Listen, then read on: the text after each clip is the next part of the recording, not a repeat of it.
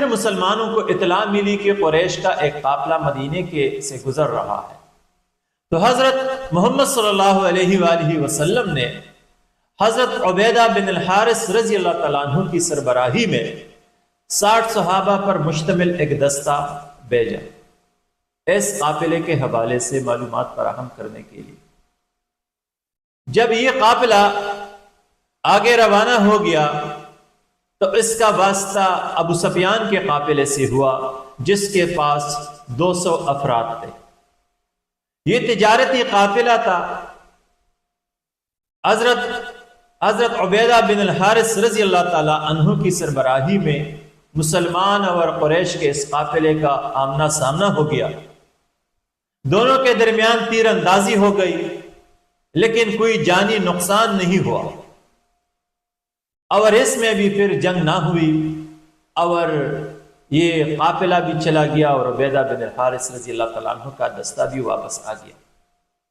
کیونکہ اس دستے کو لڑائی کی اجازت نہیں تھی دربار نبوی صلی اللہ علیہ وسلم سے، فقط معلومات فراہم کرنی تھی، لہٰذا یہاں پر ان دستوں نے اسی لیے لڑائی نہ چھیڑی اور واپس مدینہ منورہ آ گئے۔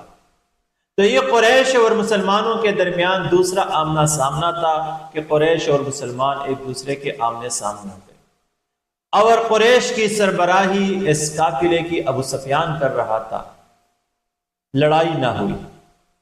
پھر ایک دفعہ مسلمانوں کو پیغمبر اسلام صلی اللہ علیہ وسلم کو اطلاع ملی کہ قریش کا ایک قافلہ، تجارت کا قافلہ مدینے سے گزر رہا ہے۔ رسول اللہ صلی اللہ علیہ وآلہ وسلم نے حضرت سعد بن ابی وقاص رضی اللہ تعالیٰ عنہ کی سربراہی میں 20 صحابہ کرام پر مشتمل ایک دستہ بھیجا اس قافلے کے حوالے سے معلومات فراہم کرنے کے لیے۔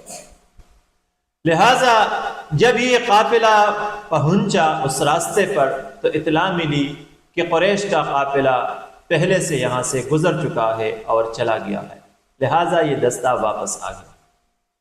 مطلب یہ ہے کہ پیغمبر اسلام صلی اللہ علیہ وآلہ وسلم نے باقاعدہ کارروائی شروع کی تھی، اور 3 سرائے ہو گئے، اس کے بعد مزید غزوات اور سرائے بھی ہے، لیکن ان سرائے کا مطلب چونکہ معلومات فراہم کرنی تھی، لڑائی نہیں چھیڑنی تھی، اس لیے ان مہموں میں کے اندر کسی قسم کی لڑائی پیش نہ آئی۔